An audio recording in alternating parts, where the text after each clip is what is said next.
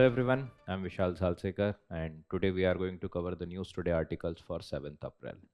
So in today's discussion of News Today, we are going to cover 5 important articles in detail. The first article is regarding the faster breeder reactor which achieved the criticality. So we'll talk about like what exactly is the India's nuclear program, where the fast breeder reactor is situated in general, and what is going to be happened after it achieved criticality, because it is now going to ensure if India is able to utilize it at the commercial level, India will become the second country only after Russia. So it is going to be a major milestone as far as achieving the nuclear energy self-sufficiency is concerned. The next is regarding the death penalty imposed for the custodial death. So we are going to talk about like what exactly is the custodial death, what are the present regulations regarding this, and why these things are happening, and what can be done in general in order to prevent these type of instances. Next is regarding the CBSE curriculum on the computational thinking and AI. So as we are moving in the age of AI, eventually all the streams are getting impacted, and if the demographic dividend is not ready to take up these particular aspects, then eventually there will be a lot of difficult situation that the youths are going to face. That's why we'll talk about like what exactly is the CBSE curriculum on the computational thinking, what exactly is this particular concept, and what are the initiatives regarding this, and also the hurdles in order to achieve this. Next is regarding the record wind energy addition. So after the solar energy, the wind energy is the second largest contributor as far as the renewable energy are concerned. And in this particular regard, now we have achieved the record wind energy addition for this particular year. I'll talk about what is the potential and what are the existing issues. Last in this, we'll talk about the Western Dedicated Freight Corridor, which is fully complete now. So what exactly is the Dedicated Freight Corridor and how it is going to ensure improving the efficiency, improving productivity, and with respect to reduction of the logistical cost. Then we are going to talk about the another article which is regarding the places in news, and here we are going to talk about Angola, and then we are going to talk about certain other quick updates. So let's start the discussion with the first article regarding the indigenously developed prototype FBR, which is the faster breeder reactor at Kalpakkam attains criticality. So in the region of Kalpakkam, Tamil Nadu, there has been this particular prototype faster breeder reactor which had achieved the criticality, or we can say the self-sufficiency, right? And in this particular regard, this article is important because from the perspective of GS paper 3, the energy self-sufficiency, specifically the nuclear energy or the non-fossil fuel based energy generation, this is a very important aspect. So India had leaped forward with respect to the civil nuclear energy, and that's why it is important. It is also important from the perspective of the indigenization of technology, right? So these are the important aspect, and other than that, the governance, international relation, this is a important concept. Now let's start discussion with the what is exactly the concept of criticality. So exactly what is criticality? It is in general ensuring that during the fission reaction there has been a release of sufficient number of neutron so that it will sustain the nuclear energy or the nuclear energy generation by ongoing series of reactions. So whenever there is going to be the fission reaction, because right now what type of reactor we are using the fission based reactor. So when the fission reaction is going on in this particular situation, criticality will be achieved when it will reach into the stage of self-sufficiency. We need not to externally manipulate that. The system is going to self-sufficient in general. So it has now achieved the self-sufficiency where the release of sufficient number of neutron to sustain an ongoing series of reaction, and this gives the potential in order to utilize this at the commercial level. And once it will be utilized at the commercial level, India will become the second country only after Russia in order to achieve that particular feat. Now talking about fast breeder reactor, as the name suggests, it is coming at the second stage in the three-stage India's nuclear energy program, which was proposed in 1954 by Homi Jahangir Bhabha. Now, once he was proposing that right now we do not have much uranium reserves available, but we do have thorium reserves, and how that particular thorium reserves can be utilized if we are going to ensure addition of one neutron. We will be able to generate out of thorium 232, we can generate it in the form of the uranium 233. How we are going to utilize U-233? It is going to be utilized at the third stage. So for the third stage, we will have, or we will need the second stage, which will be derived from the outproduct of the first stage of the nuclear reactor. So first stage of nuclear reactor, if I tell you about this, so this is the first stage, which is the pressurized heavy water reactor. And after this particular pressurized heavy water reactor, where the fuel is going to be U-235 and then 238. 235 is the fissile one, 238 is a non-fissile one. So basically, once you are going to introduce this in the pressurized heavy water reactor, the electricity will be generated, and then there will be depleted uranium that will be available, depleted plutonium that will be available. And then once you are going to feed this with separate oxides of the uranium and plutonium, then eventually you are going to see one stage, which is the criticality, and after that it is going to generate electricity, but it is also going to generate the plutonium in sufficient quantity so that it will sustain the reaction, and eventually this is going to generate jitna aap feed kar rahe ho usse zyada amount of plutonium. So this is going to ensure self-sufficiency. Now as an outproduct of this, because see, plutonium is 239, so uranium 238, one additional neutron, it will be converting into the plutonium 239, and that will be fed again.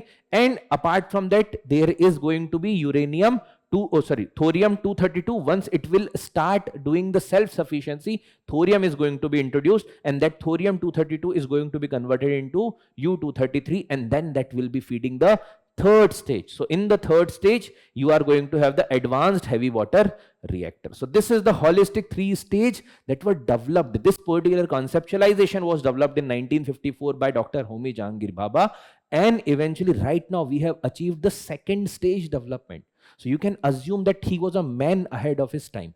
He was a visionary individual who have thought that we can achieve the self-sufficiency if provided with all the factors aligned with us. So this is regarding the three-stage nuclear program. Now, talking about what exactly is fast breeder reactor. So it is situated at the second stage, jahan par you are going to feed with the oxides of the plutonium and uranium, and that is going to generate more amount of plutonium, which can be again fed into this, and the uranium 233, which is going to be the outproduct, or we can say the waste of the nuclear reaction, that will be fed in the third stage. So effectively there will not be any wastage out of this. So it is using the fast neutrons to generate more nuclear fuel that they consume.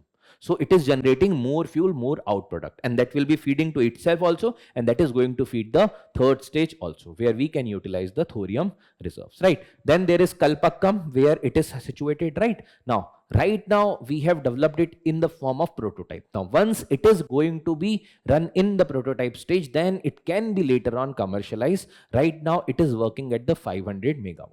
Now, which agency is operating it? So it is the Bharatiya Nabhiki Vidyut Nigam Limited. Bhavini is the agency. So second stage is being run by Bhavini. Now, as I have already talked about it, India is going to become the second country if it is going to roll out the commercial applications. Only after Russia, because Russia is already using this, and we are taking the collaboration with Russia also in general, right? So that's how it will be going to be a major milestone from the perspective of nuclear self-sufficiency. Now, indigenously produced uranium and plutonium mixed oxide, this MOX, is going to be fed in this. Apart from that, there will be sufficient amount of neutrons that are going to be provided to that, and eventually it is going to create a self-sustaining reaction where the plutonium is going to be generated as an outproduct, and it is also going to utilize the liquid sodium as the coolant. There is no need to ensure the moderator, because eventually the cutoff process is automatic in this type of reactor. So the moderator is not needed in general. Uranium 238, which is utilized in the form of core, so U-238,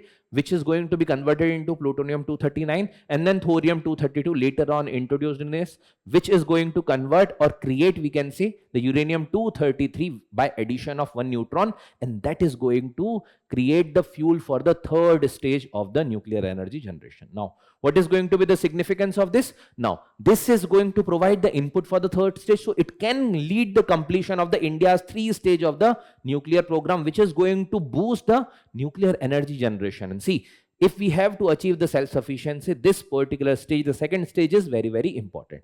Other than that, it is providing the inherent passive safety features. So unlike the uncontrolled one, here it is going to be the controlled one, reactions, and where it is going to ensure that if suppose karo, if there is going to be too much heating within the core region, it is going to be dissipated in the atmosphere. So there will be very lesser chances for any type of fatality. Lastly, regarding the reduction of the waste, because the outproduct of this is going to be fed in the third stage, that's why the waste is also not going to be generated. So this is the significance of the fast breeder reactor. Now we have already talked about the first stage, pressurized heavy water reactor. Second is the fast breeder reactor using the MOX, which is using the plutonium and uranium oxides, and the third stage is the advanced heavy water reactor. So this is regarding the three stage of the India's nuclear energy. The next article is regarding the death penalty imposed on the policeman for the custodial death in Tamil Nadu. Now, if there is a law enforcing agency or law and order related agency, which is the police. Now suppose karo, if the police itself gets involved sometime in these type of issues, then who is going to ensure the course correction? So there will be role of judiciary that is going to come into picture. So that's why from the perspective of judiciary's role, from the perspective of role of police, from the perspective of governance, this particular topic is important. Also to ensure the transparency and accountability, this is an important article. Also, other than that, there is a paper 4, ethics, integrity and aptitude, and from the perspective of ethics also, this is going to ensure the accountability. It is going to provide you a case study that yes, if there are laws that are going to be violated, there are certain course correction measures that are available from the perspective of the law enforcement authorities. Now, talking about what exactly is the custodial death. So custodial death is basically a phenomena where there is a prison inmate is died inside that particular prison, or might be facing certain type of violence out of which that individual collapsed.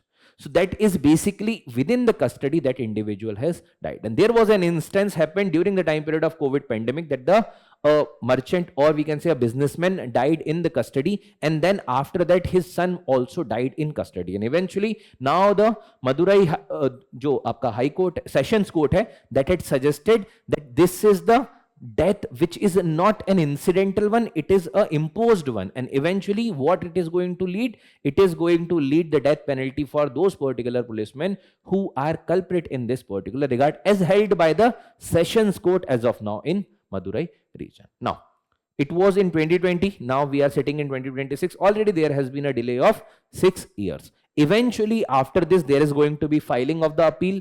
Then you know that if that is a session court led any of the death penalty, that is going to be reviewed by the High Court de facto only. But apart from that, there will be High Court, there will be Supreme Court, and then there may be mercy petitions and all. So it is going to delay the justice, but yes, there are certain things that are started getting done. Now 2024 National Human Rights Commission has reported that this is 2739, roughly more than 2739 deaths have been reported as a custodial death.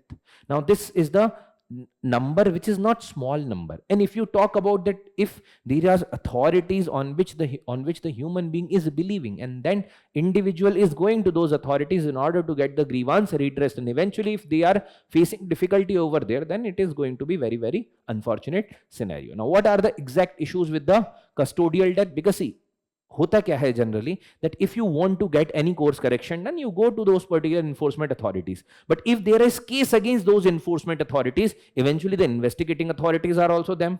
So there are very less chances that you are going to get justice in those specific scenarios. So the first issue is the against constitutional value. Because see, if you are as an individual who is facing the discrimination or facing violence by the police authority or maybe any other law enforcement authority, now who is going to provide you the recourse correction? Because eventually you are vulnerable because you have already faced certain difficulty. Maybe you are a prison inmate, and eventually you are the person who is not at the equal power because already you are subdued by that particular punishment. And now if there is any type of vulnerability that is imposed on you, you are already vulnerable in that particular situation. It might lead to the unequal power. Next is the challenges to the accountability.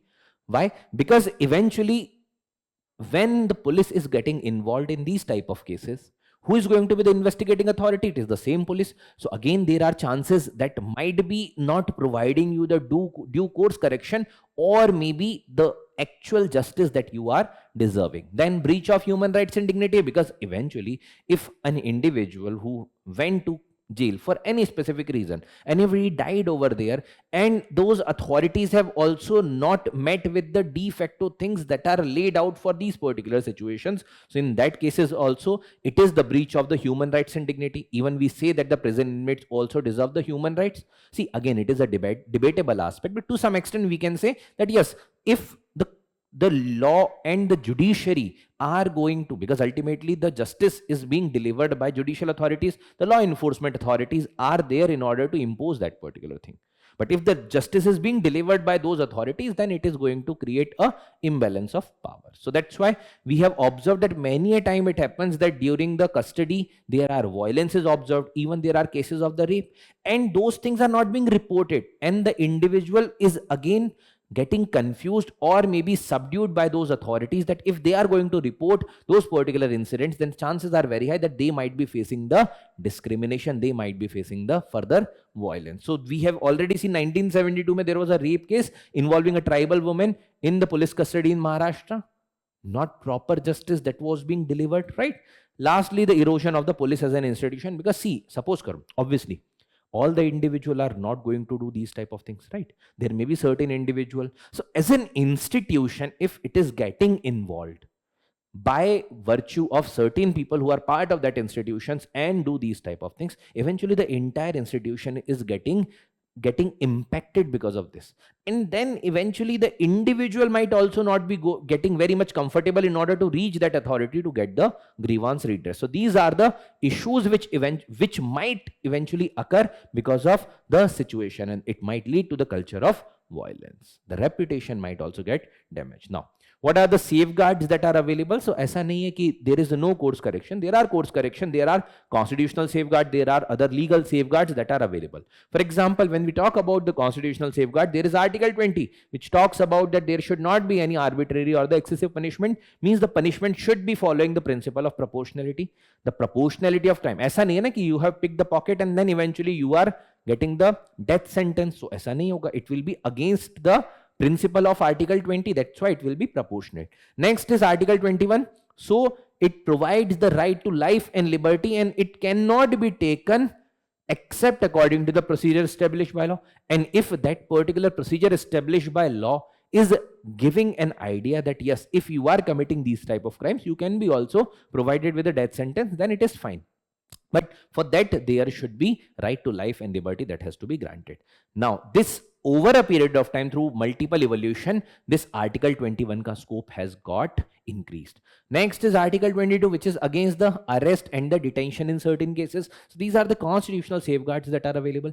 Other than that, there is NHRC's guideline also in 1993. So that NHRC guideline also talks about that if there is any type of custodial violence, custodial death, or any cases like the rape case that happens in the custody, and if the magistrate and the superintendent of police के end पे responsibility है to report it within the 24 hours. If they are not doing it, and it will be considered as the intentional breach, right? And eventually they will also be held as the culprit in this particular regards. Next is talking about the Supreme Court judgment. So in the D.K. Basu versus the state of West Bengal, it talked about the arrest and detention guidelines. When you are going to arrest, you have to provide certain type of rights to that individual. You have to provide certain type of basic amenities, right? Lastly, the Paramveer Singh Saini versus Baljit Singh case of 2020, it talked about that right now we are sitting in the 21st century. The technological advancement has already increased, and that's why CCTVs and the other type of things that has to be installed, so that yes, those are the culprit, those have committed certain type of crime, but yes,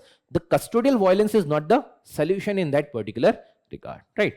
Now, Convention Against the Torture and the Other Cruel, Inhumane and Degrading Treatment or the Punishment, which is UNCAT, against the torture. So India has also signed that but not ratified this. So means we are, yes, moving towards the progressive type of aspect, but yes, if these are the international conventions. We are also taking those into consideration and we are incorporating those things in our local set of laws. But for that, again, if we have to talk about it, what might be the solution? So first and foremost is the awareness regarding these things, because many a time it has been observed that the professionals are not having any idea regarding these things, or what are the rights available to that particular individual. Other than that, many a time it has been observed that there is a lack of training regarding how to deal with those particular set of people. So there is a need to ensure these particular type of training. Apart from that, there should be certain type of checks and balances also need to be ensured, right? The next article is regarding the CBSE curriculum, and CBSE curriculum on the computational thinking and artificial intelligence, which is launched by the Union Education Minister. Now, previously also in certain sections we have talked about that there is a need to ensure the incorporation of artificial intelligence, critical thinking from the very basic classes, roughly from the class first or class third, eventually to ensure that the individual in the age of AI should remain relevant. And that's why it is very, very important. Now, from perspective of GS paper 2, governance and education, GS paper 3, science and tech economy, it is important. Now, what exactly is the computational thinking? Now, the computational thinking is basically taking a comprehensive set of problem or complex problem, then try to solve it in the chunks, try to deconstruct it, decode it, dividing it into the smaller modules, and eventually then following certain set of patterns so that eventually there may be machine or individual that can follow those steps in order to solve that particular problem. जैसे आप puzzle को solve करते हो, you will take smaller chunks and you will start solving those particular smaller chunks, and then you merge the entire scenario and then you provide the solution. That's what is the computational thinking. So it is a structured problem solving approach, smaller logical steps that human or machine can follow. Now, it is including decomposition, means breaking the problem down. Then the pattern recognition means, suppose karo, if by dividing these things into some specific part, if certain thing happen, then it is going to give you some pattern. So the pattern recognition, like filtering the essential information, and then algorithmic thinking means step-by-step solution of those particular things. So this is basically the computational thinking. Now, what exactly is being talked about in the curriculum regarding the artificial intelligence? So from the class 3rd to class 8, it is being talked about that there should be the idea regarding the computational thinking, and along with that artificial intelligence that has to be provided. Now see, though we are saying this, but for that you will need the human resources. You will need the teachers who are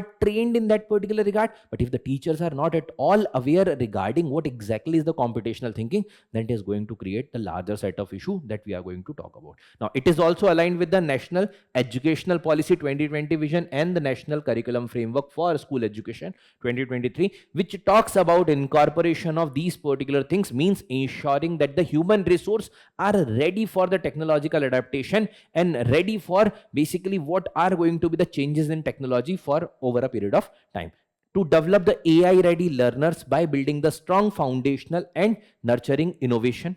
Now, how you are going to ensure a strong foundation? You have to develop the critical thinking, you have to develop the analytical abilities, you have to ensure that those people should have the inquisitive mindset and should be trying to ensure that how they can get the problem solved, how they can provide certain solution which are eventually the modern day solution, right? And for that you have to build a strong foundation. The people should be aware regarding from the very basic time period, means the early education time period, that what exactly is the computational thinking.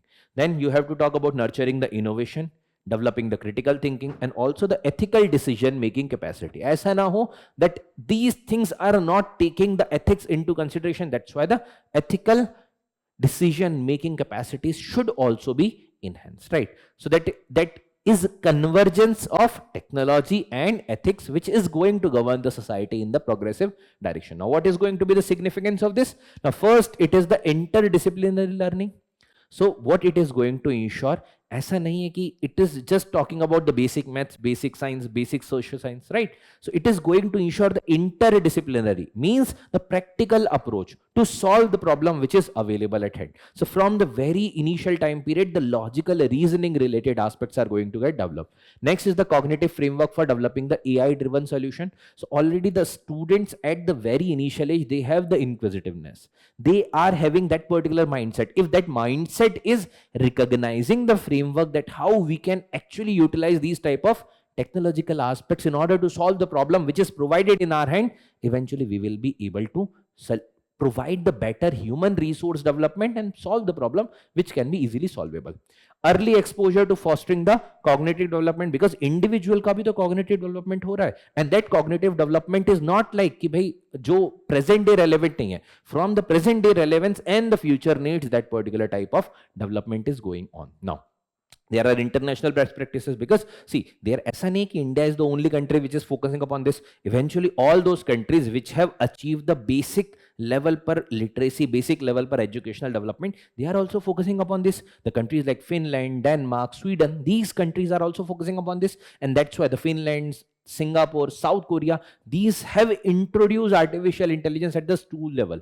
So you can assume that from whom you have to compete eventually, and that's why the human resources have to be trained. Now, there are obviously going to be challenges, because we are referring to these particular countries who have already achieved the basic level of education. Basic means the foundational literacy is very, very strong. But when we talk about India, there are many surveys. There is survey by the name of Annual Survey for Education, Annual Status of Education Report, ASER report by the Pratham NGO.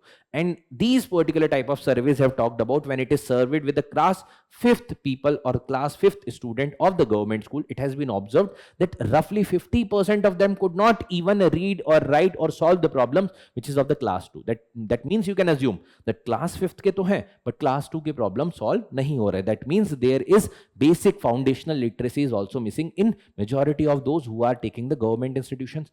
The problem mainly is that we have to work upon this. We have to work upon the listening, speaking, reading, writing. These particular things first have to be understand, have to be worked upon eventually in order to take or reap the benefit of the artificial intelligence. The teacher's preparedness, because this is requiring the massive upskilling through the platforms like Nishtha. So just think in this particular manner that if the teacher who are going to impart the knowledge, they have to have an awareness regarding what are the technological developments, and that's why the teacher training is also needed. But right now we are lacking somewhat in these particular regard, and apart from that infrastructure, because we have to talk about the internet stability, we have to talk about the advanced gadget, advanced devices, we have to also talk about the subscriptions, right? So in that specific regard, this infrastructure gap also need to be plugged. Right now, if we talk about at the higher level of education, also the infrastructural gap persists, but at the lower level, specifically in the rural or the village areas, these are the major issues which are pertaining with the development of or introduction of these type of learning methodology. So that's why we have to work at the basic level first, and then eventually try to ensure the cognitive development through the critical problem solving approach and using of the artificial intelligence. Next is regarding the wind energy generation and addition. India achieved the highest ever annual wind energy addition of 6.05 watt in, this is the additional one, right, in 2024 5 and 26. That means this is the added in this particular year extra one, right? So roughly we have reached to around 60 gigawatt, roughly around 60 gigawatt. Already we have roughly 130 plus gigawatt in the solar energy. So if you combine them, roughly they are constituting nearly around 190 or 200 k around gigawatt. We have the target to achieve by 2030 tak 500 gigawatt from the non-fossil fuel based sources. So now these are promising, these are providing us the opportunity in order to reach that particular target. Simultaneously, we are achieving with respect to the nuclear energy. We are also doing good with respect to the hydroelectricity, right? So comprehensively, these are the non-fossil fuel based resources which we are exploring right now. So from the perspective of renewable energy and climate commitment, we have to discuss these type of articles in order to ensure that how we are going to reach to that particular target of 500 gigawatt.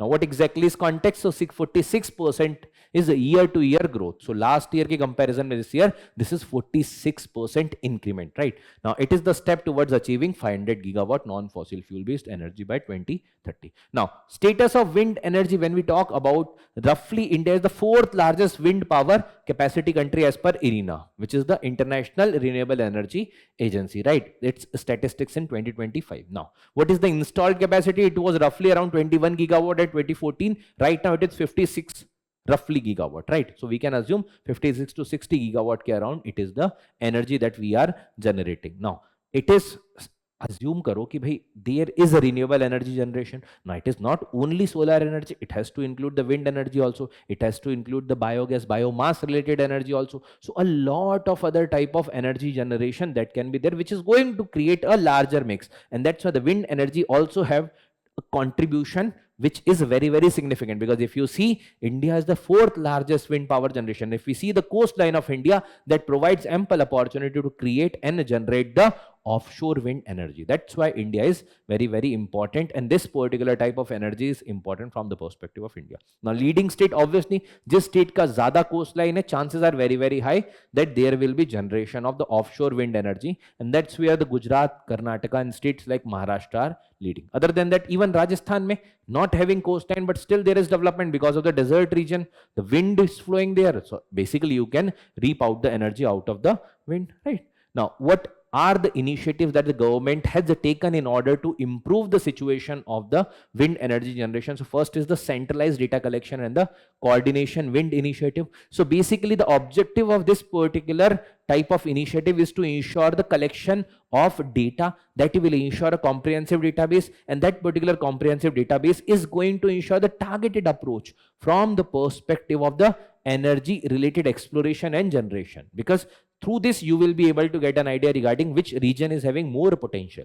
Next is the national wind solar hybrid policy, because see, there may be certain days when the wind flow is not that much, there may be certain time when the solar energy is not that predominant. So if we are going to generate the hybrid of the solar and the wind energy that can provide for the or fill the gap for the deficit of one set of energy. So जब solar नहीं है तब wind से generate हो रही है, जब wind नहीं है solar से हो रही है. So in that case they can plug the gap for each other. So grid connected wind solar photovoltaic hybrid system.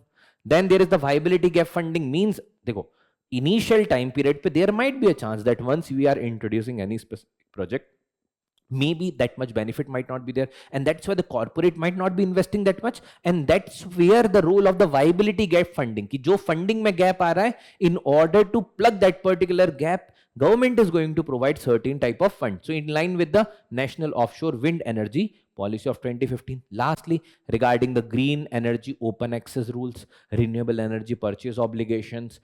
So when you are generating the renewable energy, it is going to be connected to grid, and eventually you will be compensated adequately for that particular regard. So these are the initiatives that were taken by government. Now again, like in the last article we have talked about, that there are still the issues pertaining with respect to generation, because see, the installation is not that easy. Even if you compare it with the solar energy photovoltaics ka installation is comparatively easy as compared to the wind energy, because the large area is needed, the setup is very, very giant, right? And that's where the issues emerge. So infrastructural constraints are there. So the limited grid capacity, weaker transmission network, approval delay, because infrastructure has to be laid if you want to connect it to the grid. That's where the infrastructure gap comes. Next is the economic challenges. So if that is a large set of infrastructure, eventually it is going to cost a lot money. And for the private people or maybe for the household, like they might be doing it for the solar energy, for the wind energy, the chances are comparatively lesser. That means it will be mainly coming from the institutions, right? Larger project size requirement, policy uncertainty, sometimes government changes certain type of subsidy or maybe certain type of support. So in that cases, chances are high that the issues might occur. Next is, then there is technical issues, logistical complexity, complex installation, land acquisition, because on the region when, see, solar photovoltaics ko to you can even use, there is a policy of government which is giving you subsidy for installation of the solar photovoltaics on your rooftop. But you can't do it for the wind energy because the cost setup is very, very huge. It is very, very large. So in the residential regions, it's going to be very, very difficult, right? The next article is regarding the Western Dedicated Freight Corridor, DFC, which is fully completed by Ministry of Railways. So dedicated freight corridor, as the name suggests, it is the dedicated for freight only. It is not for the operations of the civil type of railways. That means if it is completely for the freights, now the goods train or the freight train can move at a higher speed. And that's where the efficiency is going to be incorporated in the infrastructure and the logistical aspect. So that's where these particular type of initiatives are going to give the dividend in terms of reducing the logistics costs, in terms of improving the infrastructural capabilities. And that's why GS paper 3, infrastructure and economic growth, logistics supply chain reform, this is important article. Now, What is the context? That roughly 1500 kilometer ka western dedicated freight corridor, which is from Delhi, near Delhi, Dadri region se leke JNPT, which is in the Maharashtra, it is connecting. And then there is another set of dedicated freight corridor, which is from the region of Punjab, Ludhiana के आसपास से, it goes roughly till the region of your Bihar. So basically there are two set of dedicated freight corridor and many more are coming in this particular regard. And then those are also getting connected with the regional hubs. So eventually what through these type of dedicated corridors we are going to do, we are going to ensure connectivity in a seamless manner that will reduce the logistical cost. Now dedicated freight corridor kya hai? I have already explained you. Now it was conceived in 2005, which is aimed to build the dedicated freight only railway lines, means only freight or the goods, no the passenger or the civilian railways, right? Now eastern dedicated freight corridor and western dedicated freight corridor. Western we have already discussed, Dadri Uttar Pradesh se leke JNPT Maharashtra. Eastern runs from the Ludhiana Punjab region to the Sonagar Bihar, right? It is also roughly 1300 kilometer. So एक आपका connect कर रहा है, one is connecting from this particular region to here, another is connecting from this region to here, and then you can see there are regional linkages and many more are coming. For example, there is from the region of Itarsi to the Vijayawada region, then there is extension from the region of Kharagpur to the Vijayawada region. So basically you are going to have connectivity. You have the east-west freight corridor also, which is coming up, right? So basically this is going to ensure the holistic development from the perspective of the infrastructure or the logistical connectivity. Now the three new are coming, which is East Coast Corridor from Kharagpur to Vijayawada. Then there is East-West Corridor from Palghar, Bhusawal, Nagpur, Kharagpur, Dankuni. Then there is other one which is connecting the this particular region, जो ये बचा हुआ region है यहाँ से. So basically you are getting the dedicated freight corridor. Then there is a north-south sub-corridor, Vijayawada, Nagpur, Itarsi. So you have connected this region. Now if the freight has to be moved from this place to this place, it can be comparatively at a faster pace.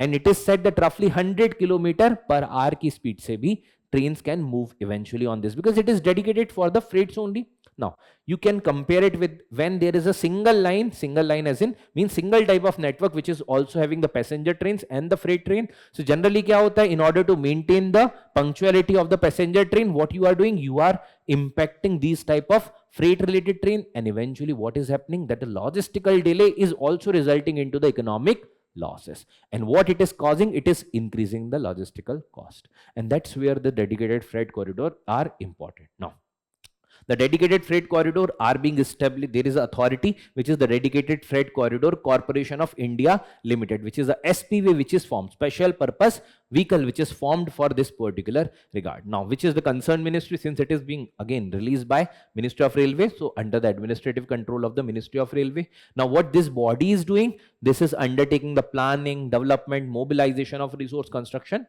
all the logical things that you can think about that any body created for the development of the freight corridor, eventually it is going to lead all these type of things, right? So that's what is the dedicated freight corridor. Now what is the importance? So first importance is the ease congestion, because see, if the congestion issue is there when there is the freight train and the passenger train, eventually you have to pass the passenger train first, and then eventually there will be delay of the freight train. And already India is having very congested and very burdened type of railway network. So in that case, if the more number of trains are being launched, eventually it will be impacting the freight related things. That's why these particular thing, dedicated freight corridor is going to reduce the congestion. Next is enhancing train speed and the freight productivity, because if the speed is going to reduce, increase, the time is going to get reduced, or agar time less hoga, more number of service can be done eventually on a single track, and that's where the enhanced train speed is going to improve the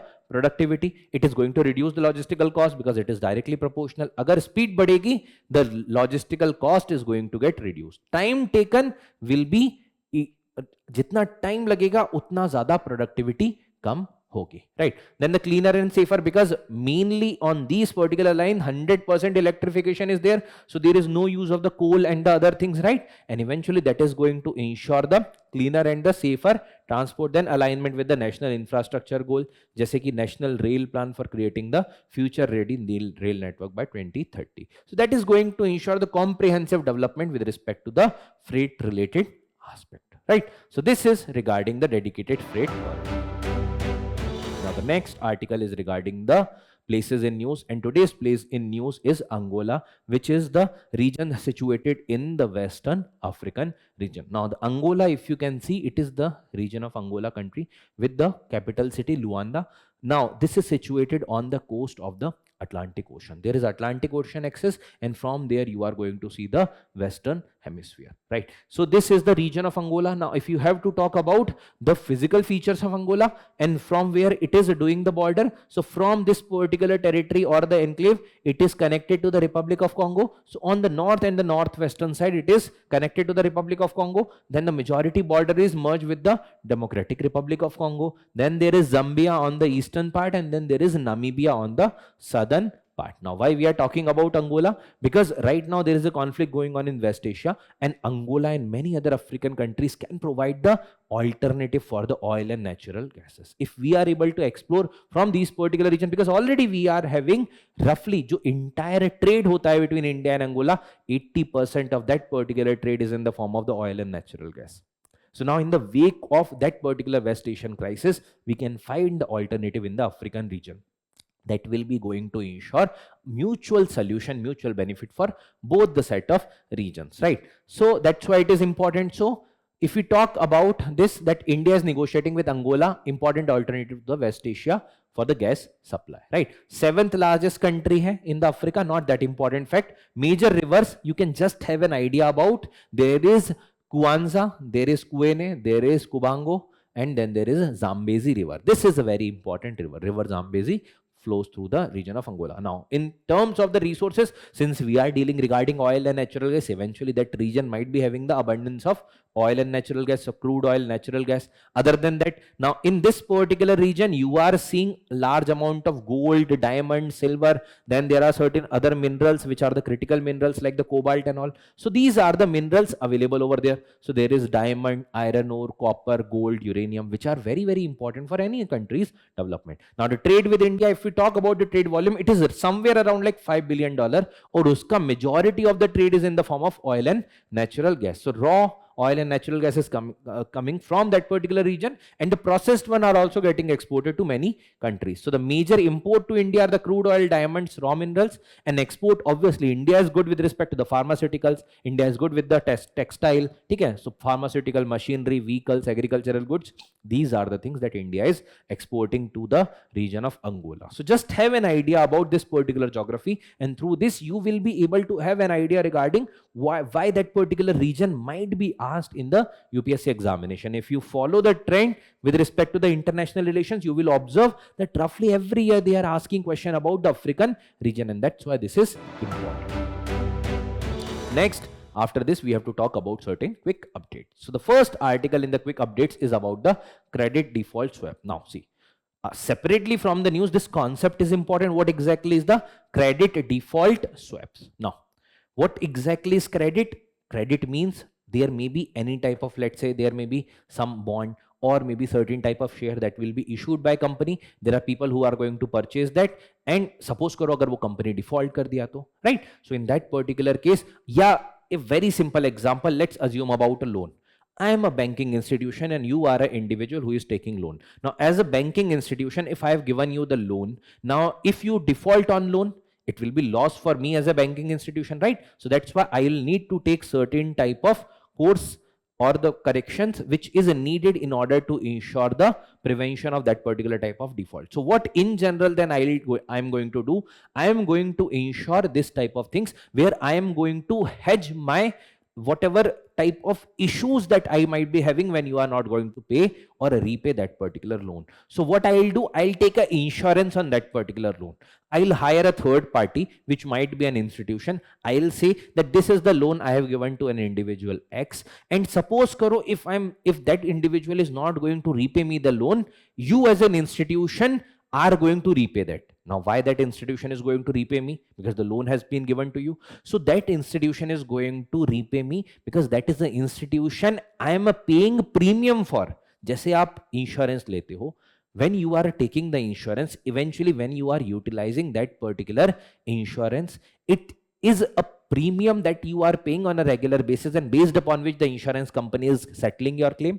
That's what is the similar thing, that corporation is giving me money if in case you are going to go for default, right? And that's what is the credit default swap. So what I am doing, I am hedging the issues that might be occurring. I am hedging against the eventual causes jab aap default kar jaoge, right? So that's where is that's what is the credit default swap. So RBI had notified the limit for the investment in debt and the sale of the credit default swap by the FPI. So there is a limit that has been imposed. Now the limits for FPI investment in government securities, state government securities and corporate bonds remain unchanged. So it is mainly on the debt and the sale of the credit default swap. Now it is a financial derivative that allows investor to swap or offset their credit risk with the another investor. So in this case, I am an investor, I have given you loan, and that particular corporation is a third party which is also an investor to whom I am giving a premium on a regular basis to provide me insurance for the loan that I have given to you. So it is like an insurance on bond. It is used for hedging, speculation, arbitrage, credit risk management, right? So it is counterparty risk, means that party is also taking risk along with me. If you will not default, then that premium will be the income of that particular corporation. But if you default, then I will extract money from them, or they are liable to pay me money, right? So this is regarding the credit default swap. Next is regarding the tar ball management rule. So tar balls you might have seen in the region or maybe the sea or the ocean related regions, jahan par after the oil spill over a period of time, there is a degradation of that particular oil and there are ball like structure out of that particular oil spill that is getting created after the weathering of that particular oil, and that is the tar balls. So that's why there are tar ball management rule specifically for the coastal and the ocean region. So the center had notified the draft tar ball management rule to combat the marine pollution by the toxic oil leak. Okay, now since this is a type of pollution, eventually who is responsible, who is the polluter, he had to pay. So there is an incorporation of the polluter pay principle. Now, what are the tar balls? They are the sticky lumps created due to the weathering of the falling leak, spill, marine accident, etc. Now, it covers the life cycle, generation of the tar balls from the oil spill, then the collection, storage, transport, treatment and disposal. This is the entire life cycle of tar ball. Means from where it is getting origin and how it is going to get disposed, the entire thing is part of the tar ball management. Just for the waste management, for the nuclear waste, for the plastic waste, for the biohazard wala waste, all these type of things ke liye there are waste management rule. Similarly for the tar balls also there are management rules. Now stakeholders responsibility. Now there are stakeholders identified. It may be CPCB, Center Pollution Control Board, there is Coast Guard. So these are the stakeholders. Now there are responsibilities that are assigned to them. Now mandating monitoring, reporting, declaration, these are certain things that they have to ensure.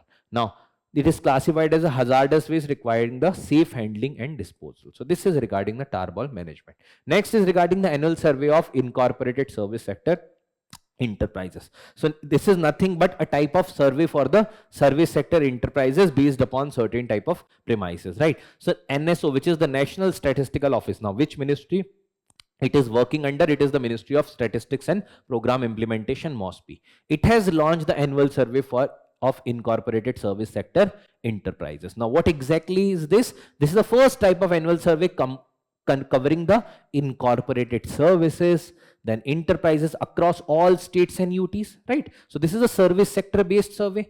Now coverage किसे करता है? Incorporated Service Sector Enterprises registered under Companies Act 1956 or 2013 or Limited Liability Partnership Act. So companies are generally getting listed under either of these. So these will be part of this. Other than that, through GST number, you are taking जो GST entities and those are also part of this.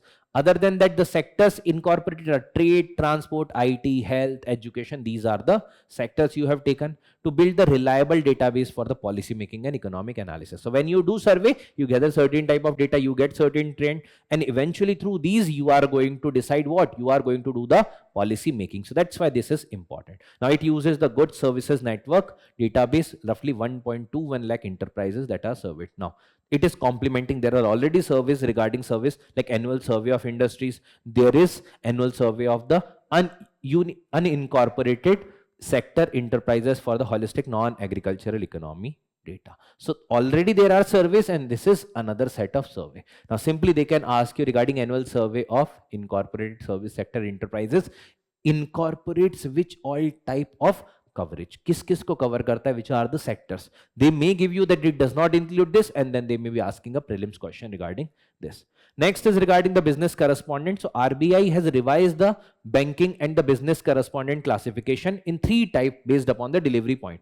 First, they may be the bank branches, means those particular type of individual who are the banking or the business correspondents sitting within that particular branch. Then business correspondent banking outlet, so that will be considered as a banking outlet which is situated near to that. And then there is a business correspondent banking touch point. Now, what exactly is the business correspondent? So these are those individuals who are working in close cooperation with bank, can perform certain type of things like bank, which are being provided by, in terms of power, by that particular bank only. मतलब जैसे for account opening, let's say there may be an individual that is assigned as the banking correspondent, and that particular individual के पास you go, you need not to come to bank. So what the banking correspondent is doing, it is taking bank towards you. So that's what is the role of the banking correspondent. Now, what is banking correspondence branch out banking outlet? So it is the fixed point service delivery unit operated by the banking correspondent or sub agent. So basically it is considered as near the branch, and this is considered as roughly a type of service which is a separate from branch. So yahan par you can assume the flexibility in this particular regard. So working exclusively for one bank, offering the limited service and having the flexible hours, because this is separately situated. Since this is situated near proximity of bank, so they have to work similar to the bank related structure, right? So there will be some fixed hours, there will be certain type of like opening time, closing time, like this, right? Now, banking correspondent is entity which is judicial person or individual which is other than the own employee. The bank employee can't be the banking correspondent who has been engaged by bank to provide the banking and the other financial service. Now, one more difference between them, that generally these are the people who are working based upon the incentive. Jitne khate khole, how many accounts you are opening, you are going to get the benefit out of that. And these are the people, because these are the fixed point service delivery, so that's why they will be having some remuneration as a part of fix, and then there is going to be incentive. So banking correspondence jo hai, which is the banking outlet wala, they are going to get some fixed amount, and then they are going to have variable one also.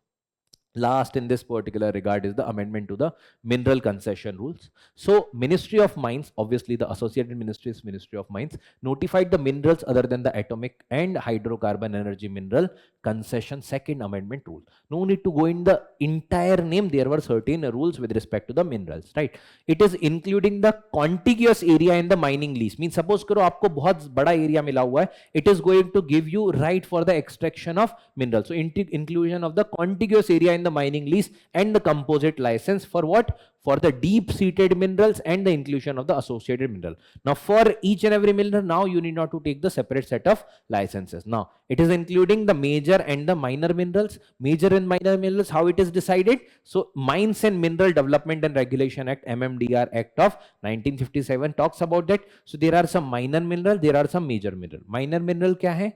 They are the building stones, gravels, then there are ordinary clay, ordinary sand other than the sand used for the prescribable purpose. Major kya hai? There is minerals other than the minor one, coal, iron, zinc, limestone. These are the major minerals. Which particular act is defining? It is the MMDR Act. So with this, we have completed the news today discussion of 7th April. I hope that you might have got certain idea regarding what are the important development of today, and you might be getting certain question on the screen. Try to solve them, and we'll meet in certain other session of news today. Thank you everyone, and I hope all of you are doing good and keeping well. Thank you everyone.